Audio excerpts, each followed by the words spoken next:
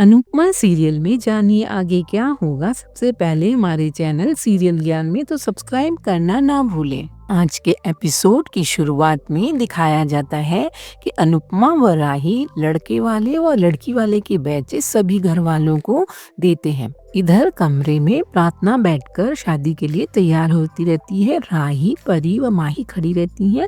तभी अनुपमा आती है और प्रार्थना के हाथों में कोठारिस के फोटो वाला ब्रेसलेट बांध लेती है और कहती है, उसे आशीर्वाद देते हुए कहती है कि शादी में मायके वालों का होना जरूरी होता है ना, इसलिए। अनुपमा प्रार्थना को प्यार और आशीर्वाद देती है, थूथू करती है, सभी साथ में उसके थूथू करते हैं।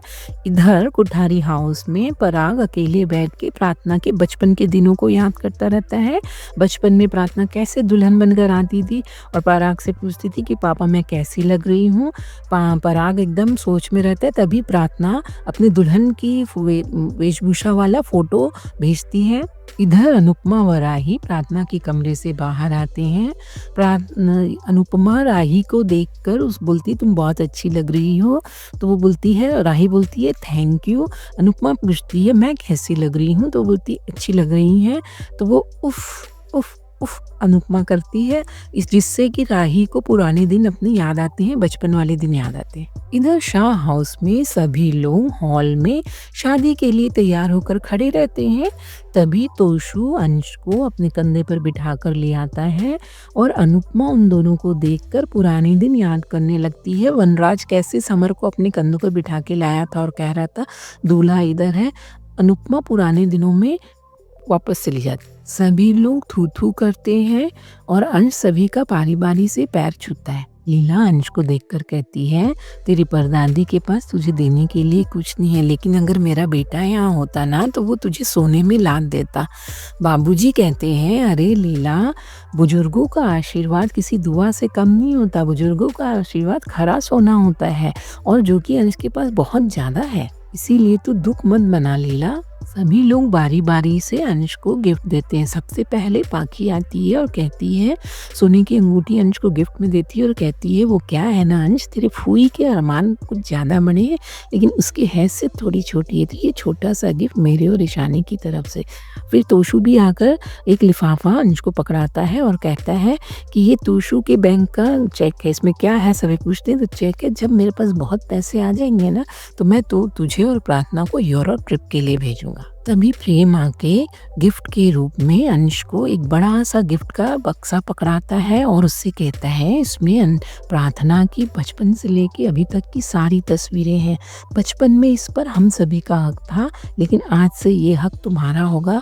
और दोनों गले मिलते हैं। अनुपमा थू थू करती है। इधर महावेश कहता है मैं गिफ्ट में कुछ तो नहीं लाया, लेकिन वादा करता हूँ कि माँ की रेसिपी का अचार बना के जरूर भेजूंगा तुम दोनों के लिए। जिग्नेश मामा वैसे तो भुलक्कड़ है, लेकिन वो भी अंश के लिए एक वॉच लेके आए रहते हैं और कहते हैं ये वॉच तुम्हारे हमेशा काम आएगी, जब तुम्हारे अच्छे दिन भी होंगे और जब तुम्हारे बुरे दिन होंगे तब भी। तभी किंजल आके तोशु की शेरवानी में कटार रख देती है और कहती है ये तुम्हें और प्रार्थना को हर बुरी नज़र से बचाएगा।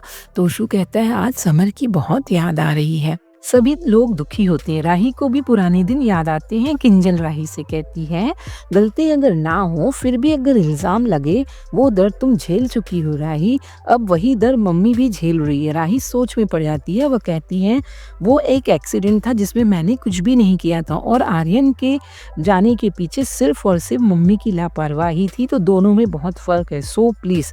किंजल चुप हो जाती है। इधर अनुपमा अंश को कहती है दुनिया से जाने वाले आंखों से दूर हो जाते हैं, दिल से नहीं, लेकिन जब कोई खुशी का मौका होता है उनकी कमी सबसे ज्यादा खलती है। इधर कोठारी हाउस में पराग अपने कमरे में बैठ के रो रहा होता है। उसे प्रार्थना के बचपन के खेलने वाले दिन याद आ रहे होते हैं। पराग को बचपन की बातें याद आती हैं। वह एक प्रार्थना आके उससे पूछती है पापा आप इतने डर क्यों गए। पराग कहता है मुझे तो एक पल के लिए लगा कि शायद मैंने तुम्हें खो ही दिया है। प्रार्थना उससे प्रॉमिस करती है कि पापा मैं कहीं भी नहीं जाऊंगी आपको छोड़ के, लेकिन आप भी एक प्रॉमिस करो कि मैं जब भी जहाँ भी आपको बुलाऊंगी आप आओगे। पापा और प्रार्थना दोनों पिंकी प्रॉमिस करते हैं। बचपन के दिन याद करके पराग एकदम खुल के हंसने लग जाता है जोर जोर से। इधर राही आके अंश के हाथ में काला धागा बांधती है और कहती है, सारी सारी बद्दुआएं बलाएं मैं अपने सर लेती हूँ, और उससे खूब मस्ती मजाक करती है। अनुपमा अंश के सर में साफा बांधती है। सभी को पुराने दिन याद आते हैं कि कैसे उन्होंने समर के शादी में इतनी मस्ती मजे किए। अंश को देखकर सभी घर वालों को बार बार समर की याद आती है। सभी भावुक हो जाते हैं। अनुपमा तू तू तू करती है और उसे रिश्तों को कैसे संभाला जाता है उसका ज्ञान देती है। सभी लोग अंश के ऊपर फूल वर्षा करते हैं। जिग्नेश मामा बहुत ही कॉमेडी करते हुए नजर आते हैं। इधर कोठारी हाउस में गौतम मोटी बा और ख्याति को भड़काते हुए नजर आता है। वो कहता है, अनुपमा जी को इतना नहीं पता कि लीगल पेपर वापस कर देने से, बिना साइन वापस कर देने से मेरे बच्चे के साथ रिश्ता खत्म नहीं हो जाता है। मैं अपने बच्चे को वापस लेके रहूंगा। मोटी बा कहती है, अरे जवाई जी, वो बच्चा हमारे कुल का दीपक है, हमारी वंश बेल है। मैं एक बार वो उन्होंने साइन नहीं किया, मैं उससे लेके ही रहूंगी, प्रार्थना से वो बच्चा लेके ही रहूंगी। गौतम शौक होके लोगों की बात सुनता रह जाता है। तभी पराग आता है और कहता है, व्हाट द हेल, आप लोग क्या करके आए हो वहाँ पे? पराग सारी बातें सुन के कहता है, व्हाट द हेल, क्या करके आए हैं आप लोग? आप लोगों का दिमाग ठिकाने पे है कि नहीं? आज प्रार्थना की शादी है और आप लोग वहाँ बच्चा मांगने चले गए, वो भी मुझसे बिना पूछे। गौतम कहता है, डैड वो बच्चा मेरा है। पराग गौतम को जोर से डांटते हुए कहता है, शट अप, तुम्हें कुछ पता भी है कि नहीं? जब प्रार्थना तुमसे बार बार जोर से चिल्ला कर कह रही थी कि ये बच्चा तुम्हारा है, ये बच्चा तुम्हारा है, लेकिन तुम तब ये बच्चा अंश का है, ये बच्चा अंश का है कह रहे थे। अरे गौतम गांधी जी, आपका कोई स्टैंड है कि नहीं? साइकिल का भी एक स्टैंड होता है, आपका कोई स्टैंड है कि नहीं है? मोटी बा गौतम का सपोर्ट करते हुए नजर आती है। पराग चिल्लाते हुए कहता है, वो बच्चा ना गौतम का है, ना गांधी का है, ना कोठारीस का है। मोटी बा कहती, तो वो बच्चा किसका है? पराग कहता है, वो बच्चा सिर्फ और सिर्फ प्रार्थना का है, क्योंकि बच्चे पे सबसे पहला हक माँ का होता है। पराग आगे कहता है, आप लोग प्रार्थना की खुशी में शामिल नहीं हो सकते, मत होइए, लेकिन आप लोग उसको दुखी करके क्यों आ गए? ख्याति कहती है, अच्छा हुआ हम लोग वहाँ गए, नहीं तो ना हमें अनुपमा के इरादों का तो पता ही नहीं चलता कि उसका क्या इरादा है।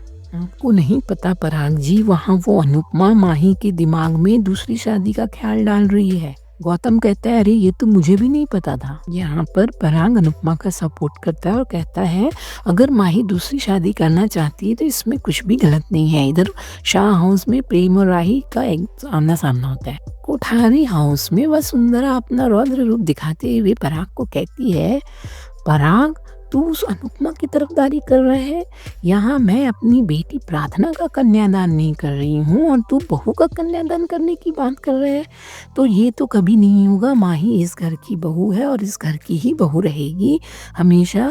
और रही बात प्रार्थना की बच्चे की, तो मुझे तो उस बच्चे को इस घर में लाने के लिए जो कुछ करना पड़ेगा मैं करूँगी, और हमारा पोता परपोता बिल्कुल भी गरीबों के घर में नहीं पलेगा। दोस्तों, यहाँ पे ये ट्विस्ट लेते हुए दिखाया जाएगा कि मोटी बा माही की शादी गौतम से करा देगी चुपके से, अनुपमा के चुपके से।